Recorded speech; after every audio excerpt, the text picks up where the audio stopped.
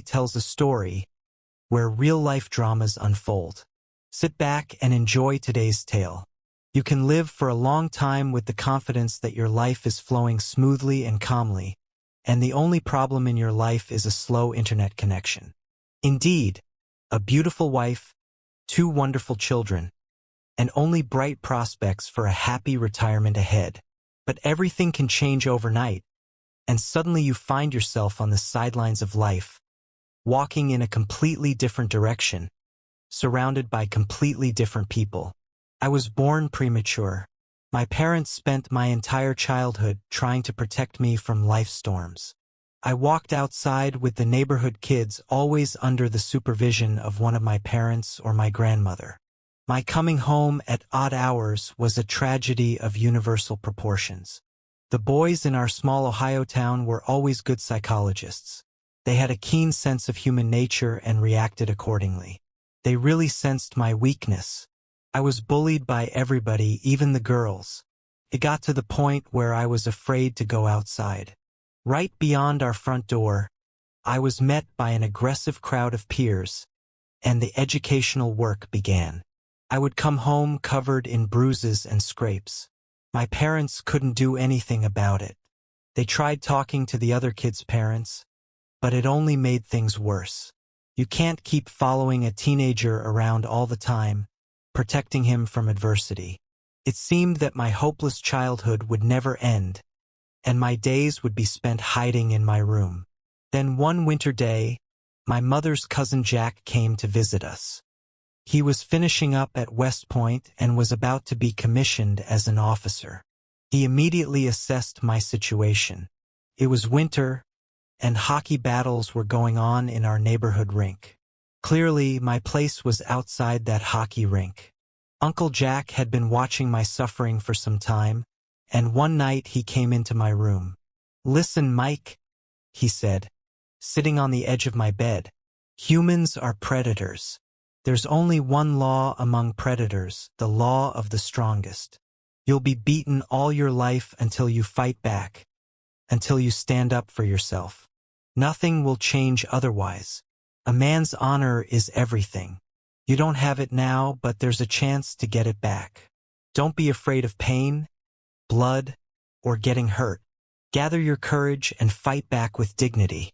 You might lose, but your honor won't suffer." Uncle Jack patted my shoulder, lit a cigarette by the window, and left the room. 2 days later, I was accepted onto the neighborhood hockey team. One of the boys got sick, and I was assigned to replace him. The game was in full swing when a 3-man offense rolled toward the goal. I gave an accurate pass to my teammate, but he missed and couldn't put the game away. In the tense situation that followed, of course I was blamed for everything. They called me all kinds of names, and at the end, the player who had missed even punched me in the face. All the accumulated rage hit me at once. Without thinking twice, I struck the offender in the face with my hockey stick. The guy collapsed on the ice like a fallen tree, hands covering his face, blood streaming from his nose. I gripped the stick and looked around at the others.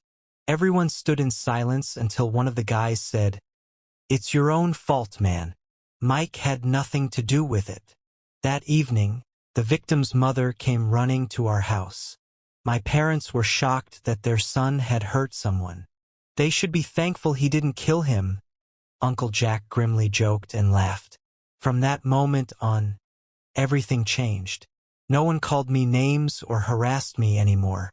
I was accepted into the pack like everyone else. In my remaining childhood years, I went to different activities, learned some music, played hockey. Uncle Jack was already serving as an army officer. During one of his visits home, he took me to a martial arts dojo. "You're unlikely to become a great athlete," he said, "but you'll learn to protect yourself and your family." That was the last time I ever saw him. 6 months later, he was killed in action in Afghanistan. My first irreplaceable loss. Classes at the dojo taught me self-control. I'm not just talking about the fighting skills I learned. Strange as it may seem, I was making progress. I was even competing in state competitions, but that wasn't my ultimate goal. I went to a community college and 2 years later became a certified automotive technician, then completed additional training in diesel mechanics. But I never went straight into civilian work. I was drawn to military service. Uncle Jack's stories had done their job and changed my life's direction. In my second year of college, I met Sarah, an ordinary girl from an ordinary middle-class family. A natural blonde with brown eyes. She was predental and dating my study partner at the time. They were planning to get engaged. There wasn't just a spark between Sarah and me. There was lightning. She broke off her relationship with her boyfriend despite the protests of her family and friends. 6 months later, we were married. A year after that, twins were born. A boy and a girl, Jack and Emma. I adapted quickly in the army. I went to several deployments, including one to Africa. I was sent as an instructor to train local forces in artillery operations. I served as a mortar instructor for 6 months. One day, returning from training exercises, I broke the cardinal rule about not drinking local water. It was blazing hot, and I couldn't help myself. As a result, I contracted hepatitis and was sent back home for treatment. I was hospitalized for about a month. Hepatitis is a persistent condition, and my liver took the first hit. When I was discharged, the doctor said I was lucky, but there could be problems in the future. He didn't specify what kind. A year later, I was wounded rather seriously in an IED explosion. Further active service was out of the question. I retired from the reserves with the rank of staff sergeant and started adapting to civilian life. I must say that my wife was always there for me. Well, except when I was deployed, of course. She never left me for a single day, didn't run off to her mother's house to take a break from her husband like some wives do. I always knew there was a loving woman waiting for me at home, ready to watch my back. When I became a civilian, I looked around for a while and then opened Mike's Auto Repair. It might seem like nothing special, but don't underestimate it. I had a waiting list. There are always car enthusiasts who want to fix their beloved vehicles. New parts cost a fortune, and quality repairs are reasonably priced. After 2 years, the shop expanded, and in addition to repairs, I began specializing in classic car restoration and custom modifications. Sarah worked as a dentist at the Riverside Dental Group and also earned good money. We had a large house in a nice subdivision that we'd bought with a VA loan, plus a spacious workshop behind the house that I'd built myself. The children went to good schools and everything was fine. I must say that Sarah was one of those rare types of women who don't show their age. On the contrary, by her 30s, she had become even more beautiful. Not a single wrinkle on her face, naturally curly hair, a beautiful figure, and long legs. And all this was my wife. I, on the other hand, began to have some problems. My body started gaining weight, a consequence of the hepatitis. Gradually, my physique got heavier. I lost the muscle definition I'd maintained since the army. That would have been manageable, but I noticed that my wife became self-conscious about appearing with me in public. No, the love was still there, but we went out together less frequently. We really did love each other. We were always together, both at work events and on vacations.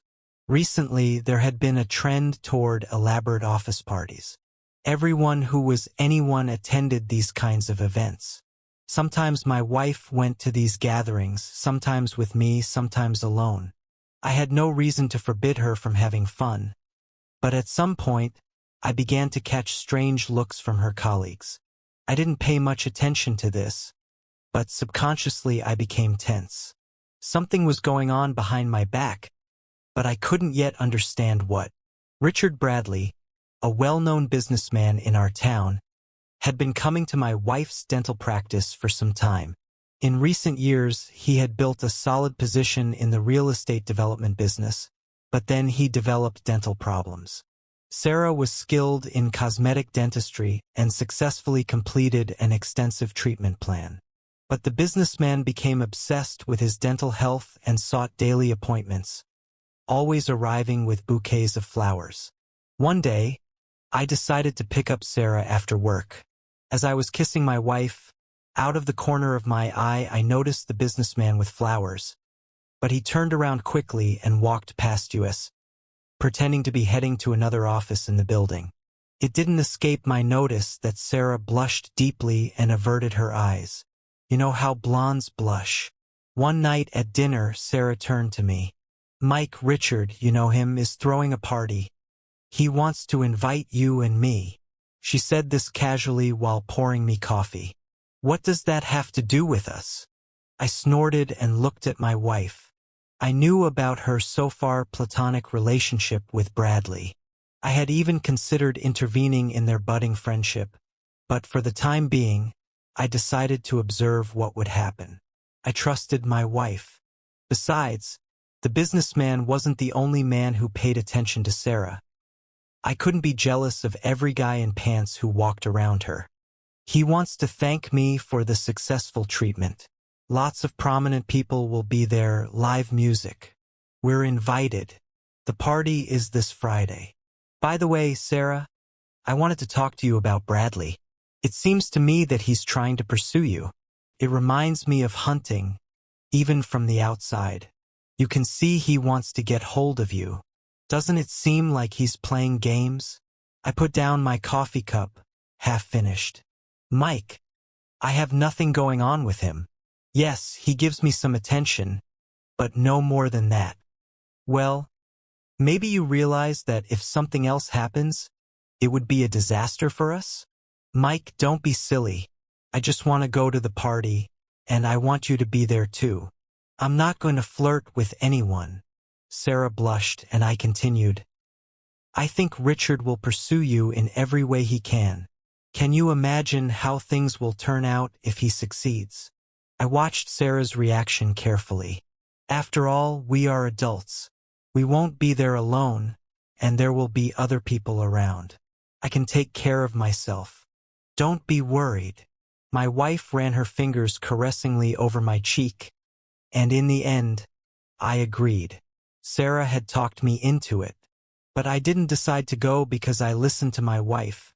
I wanted to settle the matter with Sarah and the businessman once and for all. The party was scheduled to start at 7 in the evening. Sarah was putting on makeup in front of the mirror. She looked like a model on a runway. Her dark red, almost burgundy dress looked stunning, to say the least. It subtly emphasized my wife's nearly perfect figure, perfectly showcasing her curves in all the right places. I don't know why it upset me. Some bad feeling had not left me for days. I dressed simply: black slacks, a white shirt, and a navy blazer. I thought for a long time about what to wear on my feet and settled on black leather shoes. Maybe not the most fashionable, but functional. Sarah hugged me and kissed me on the lips. "Do you think I look good?" I answered grimly, "You look amazing. You know it yourself. I only wonder one thing. Who are you so dressed up for?" "For you, my love. Only for you. Listen, let's not go. To hell with this party. We'll have a great time at home." I was grasping at straws to postpone the inevitable disaster. "Honey, we had a deal," Sarah pouted. "You look great too, by the way." I looked at my wife and took her in my arms. She took my hands from her shoulders and looked at me reproachfully. "Mike, you'll wrinkle the dress." I realized that in her mind, she had long been at the party. For a moment, I thought I was saying goodbye to my wife. I took her by the arm and walked her to the door. As we were walking down to the car, without changing my body position, I flipped off the porch light with my left hand above my head. My emotions vanished into thin air in an instant. I was ready. We arrived almost on time. The gate was open, and we drove freely into the parking area in front of the house. A valet ran up to us, but I didn't trust him with my car. He just showed me the empty spaces. I didn't hesitate and took the spot closest to the exit to be able to leave freely if necessary. I did everything automatically. My subconscious mind and my not-quite-lost army skills worked for me. I gave the valet money and asked him not to block my car, leaving a clear exit path. Sarah looked at my maneuvers with surprise and concern. "What's all this for? It's like you're getting ready for something bad." "Relax, my love. Everything will be fine." But I didn't care what she said. I just shrugged it off. "It's just a precaution. We'll see how things work out," I answered vaguely. "The most important thing is that this party isn't the end of our marriage." My wife turned pale. It seemed to me that she knew something, was ready for something. But what? Damn, this is going bad before it even starts. But maybe all is not lost yet. We walked to the front door and up the marble steps. Just before the door, Sarah turned to me. "Mike, let's have fun today. Neither you nor I want any trouble.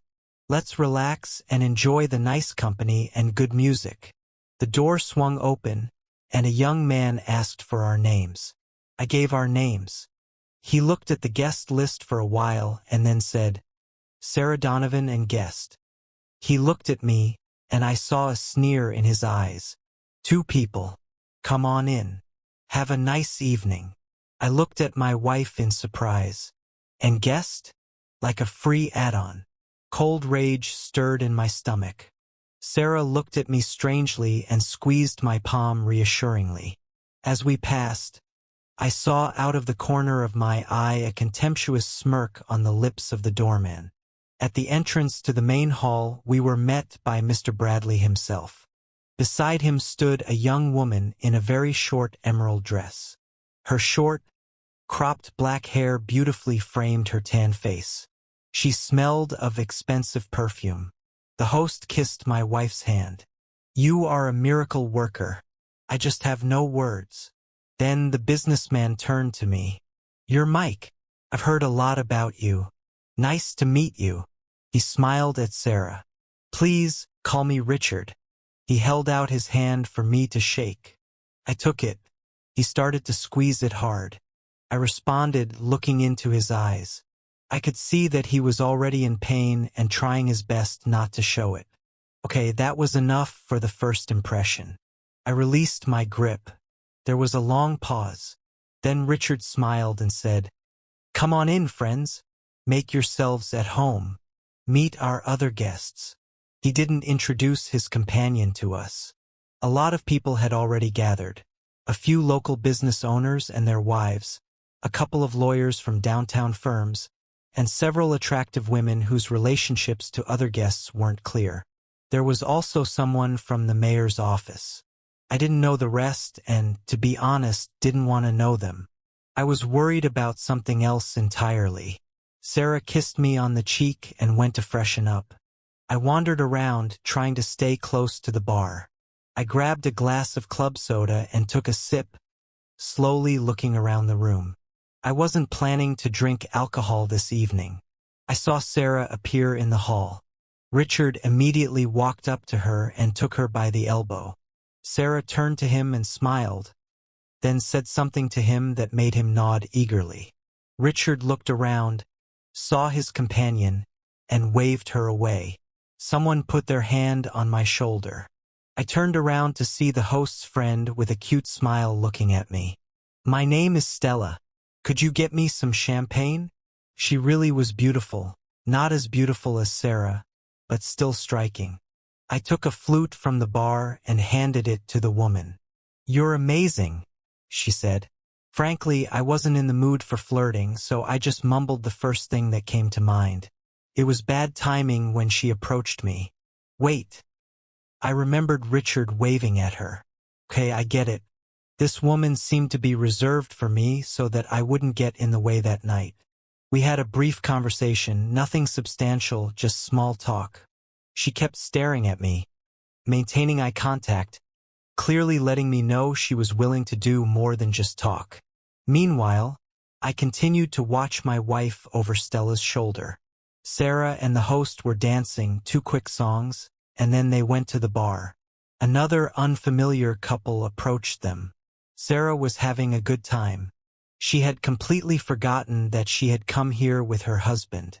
"I see you can't take your eyes off your wife," Stella grinned. "Don't worry about her. She has a very busy evening ahead of her, and Richard won't let her get bored. Look at me. I'm your consolation prize tonight." I wasn't surprised. I just looked at the woman with a cold, steady stare. She even shivered. She apparently didn't expect such a reaction. I figured it out. Probably not tonight, though. She stepped away from me quickly and disappeared from sight. I glanced at Sarah again. She was dancing enthusiastically with Richard. A slow dance.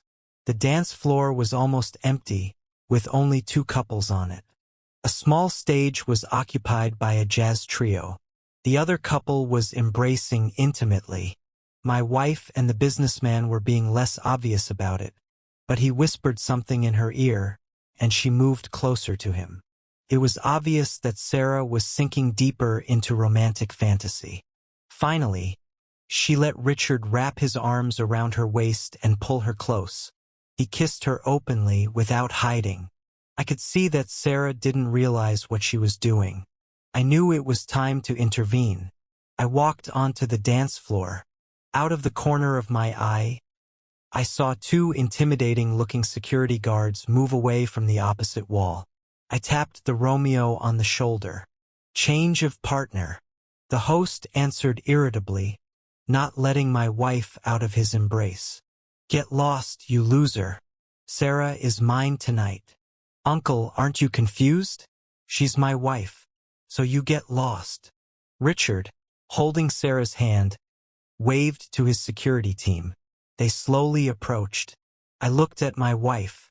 She made no attempt to pull away from Richard's grasp. "You set me up. We're leaving now. If you stay here, there's no going back." Suddenly, everything became clear to me.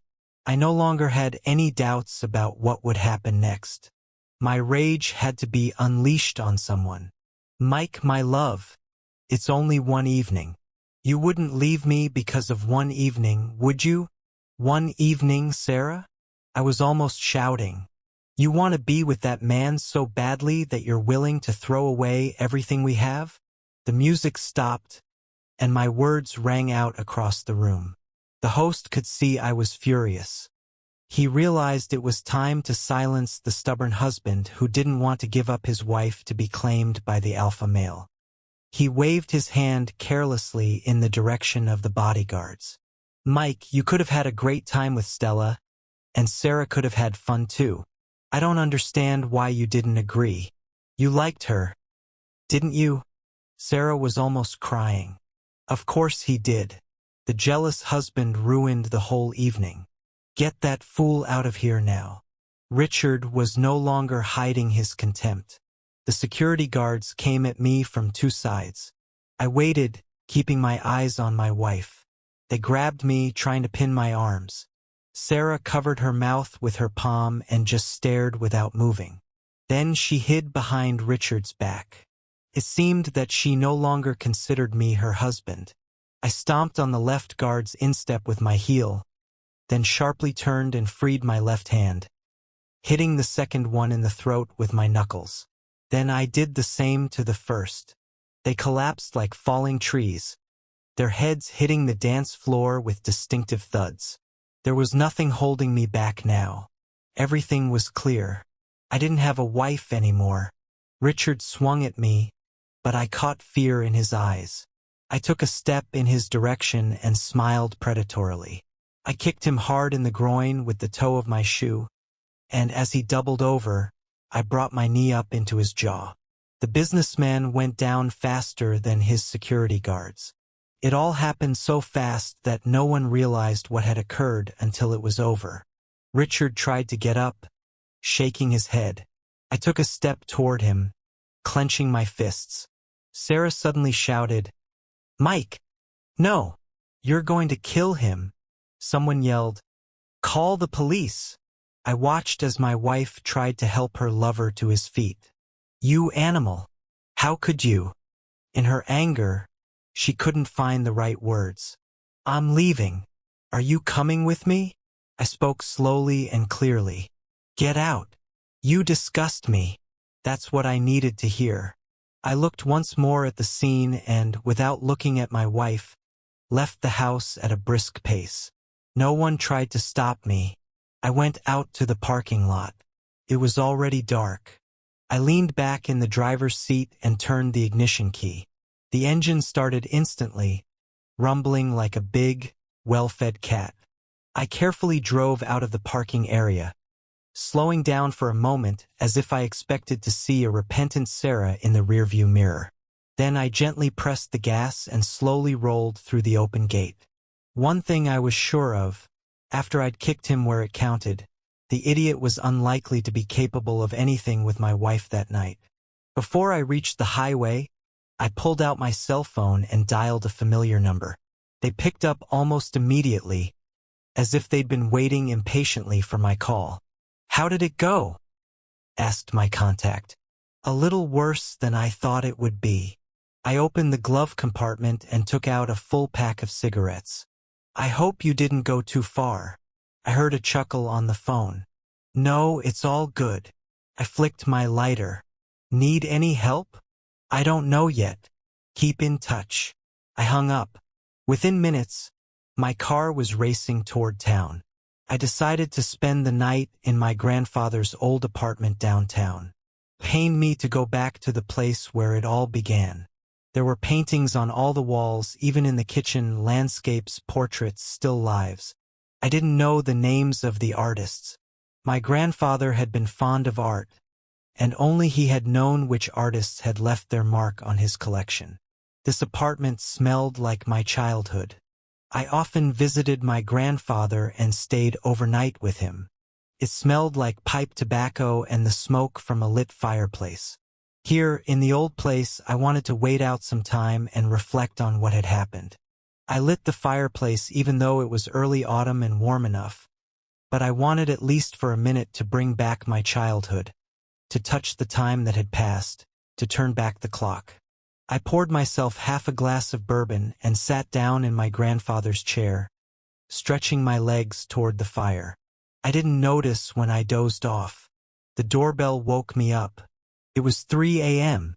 Without throwing off the blanket from my shoulders and losing my slippers on the way, I went to the door. I opened it and saw Sarah. I looked at her. She was staring at me, tears rolling from her red eyes. She looked awful, no better than I did. "Mike, I knew you were here. In all my life, I had never messed up so badly. I'm sorry. It won't happen again, never again. I don't want to lose you." She sobbed and put her head down. "We had nothing. I left after Richard was taken away by ambulance." I shrugged my shoulders. "Well, at least that's some good news. So, Sarah, what did you think would happen when you decided to let that idiot have an evening with you? Did you think I wouldn't see it coming? Because of Stella? I was an idiot, a narcissistic fool. Tell me, did you and Richard plan this whole thing? Did you know beforehand what was going to happen at the party?" She looked down.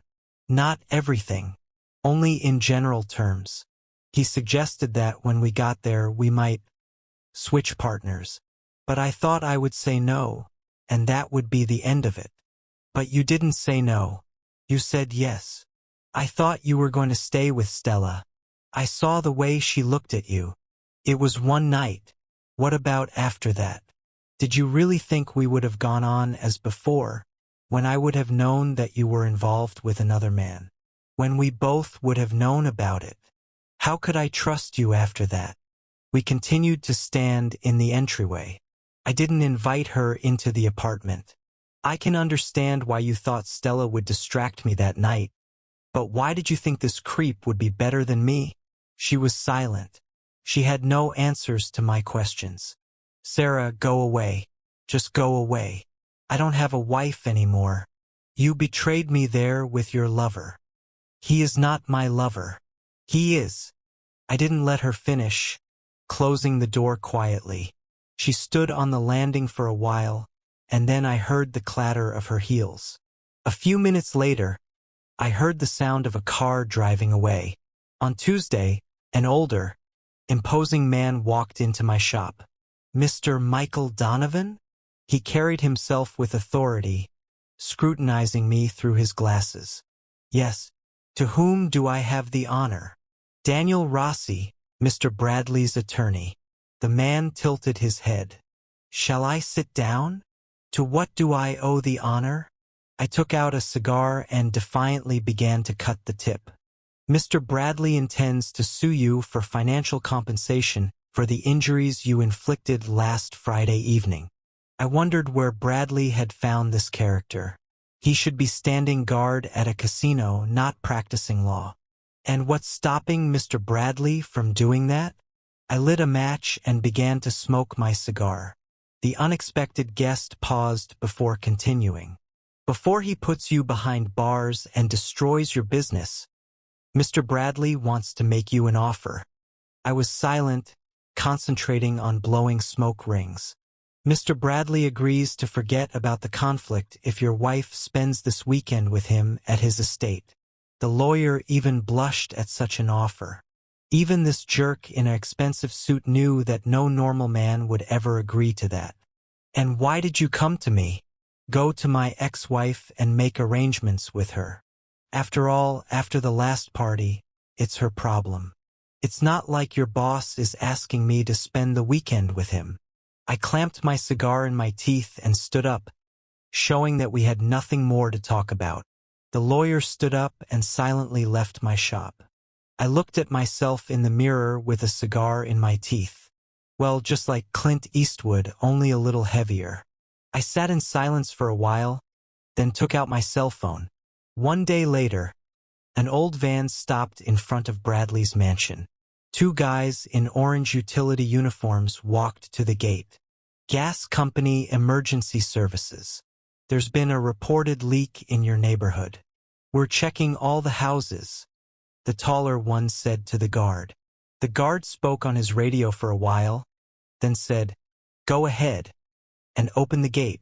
Accompanied by two security personnel, the gas company workers went down to the basement where the main gas line entered the house. One of the repair men reached into his pocket and opened a small device. There was a noticeable smell of gas. "There seems to be a leak down here somewhere," said the tall man, setting his toolbox on the floor. "You smell that gas?" The gas workers started examining the meter. "When did you last have the pipes inspected?" asked the shorter one. The guard shrugged his shoulders. "Okay, we'll close the main valve and fix the leak, but you still need to have the entire system updated. Tell the owner it has to be done as quickly as possible." The shorter technician started taking tools out of his case. The tall one, using his back to block the view, quickly attached a small timing device to the main gas line and wrapped it with electrical tape. The shorter one worked beneath the pipes, discreetly opening a secondary valve. "Well, that should do it. If anything else happens, call the emergency number." He didn't specify what might happen. The guys picked up their tools and briskly headed for the exit. The guard locked the basement doors tightly. 3 hours later, there was an explosion from a gas leak in the basement that caused a massive fire. By the time rescue crews arrived, the house had almost completely burned down. Fortunately, no one was killed, though several guards and the cook received minor burns. Mr. Bradley had no time for romantic pursuits after that. His warehouse of finished construction materials caught fire as well. In addition to real estate development, Bradley was also engaged in the manufacture of custom building materials and fixtures. Everything prepared for delivery to customers was destroyed. The investigation concluded that faulty electrical wiring had caused the explosion. To calm his nerves, businessman Bradley urgently went abroad to Thailand for a vacation. But at Bangkok airport, suspicious substances were found in his luggage. He was immediately taken to detention and is now awaiting trial. How this will turn out for him remains to be seen. I live alone in my apartment. Sarah won't give up trying to make peace with me, but I can't forgive her. I still have her words ringing in my ears. Get out! You disgust me. Oh, and one more thing, I made a donation to the Iron Eagles Veterans Club, of which I have been a member for almost 10 years. Nobody knows about my involvement. Thank you for your viewing. See you next time. If you enjoyed this, subscribe to JK Tells a Story for more tales.